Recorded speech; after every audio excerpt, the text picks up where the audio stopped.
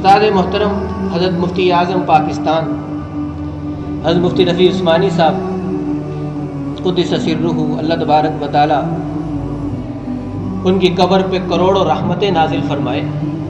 انہوں نے اپنی کتاب میں لکھا اپنے والد صاحب کے بارے میں،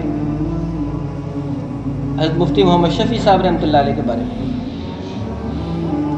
وہ فرماتے ہیں کہ میں تھانہ بھون کے اسٹیشن پہ اترا، رات کا وقت تھا، بجلی تو ہوتی نہیں تھی، روشنی نہیں تھی. جا رہے تھے حضرت مولانا اشرف علی صاحب تھانوی رحمۃ اللہ علیہ کی خانقاہ میں. تو کہتے ہیں میں تھوڑی دیر کے بعد ٹرین کے روانہ ہونے کے بعد جب یہاں سے چلنے لگا تو آواز آئی کہ کوئی کلی ہے. 3-4 مرتبہ آواز آئی اور آواز میں گھبراہٹ بھی تھی.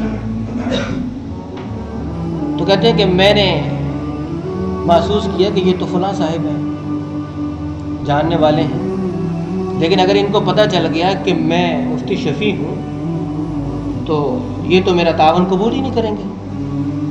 تو کہتے ہیں جلدی سے میں نے رومال اپنے چہرے پہ ڈالا اور اپنی چادر کو سر پہ باندھا، منہ چھپایا اور اس کے قریب جا کے کہا کہ لاؤ بھی مجھے 2 سامان. تو کہتے ہیں کہ انہوں نے پہلا بکس ہی اتنا بھاری بھرکم اٹھا میرے سر پہ لاد دیا. میں نے تو کبھی اتنا وزن اٹھایا ہی نہیں تھا.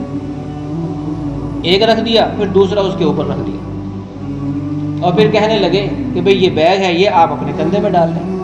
تو میں نے ان سے کہا کہ بھئی میں تو کمزور آدمی ہوں، میں بس یہ 2 چیزیں ہی اٹھا سکتا ہوں.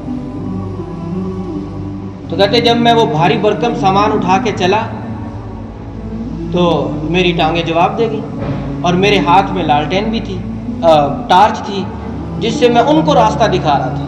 انہیں پتہ نہیں چل سکا کہ یہ کس مشقت میں ہے. تو خیر ان کے گھر تک ان کو پہنچایا اور وہاں سے اپنے خانقاہ چلا گیا. صبح ان صاحب سے وہاں ملاقات ہوئی. کہتے ساری زندگی میں نے ان کو نہیں علم ہونے دیا کہ وہ آپ کا سامان اٹھانے والا کلی کون تھا.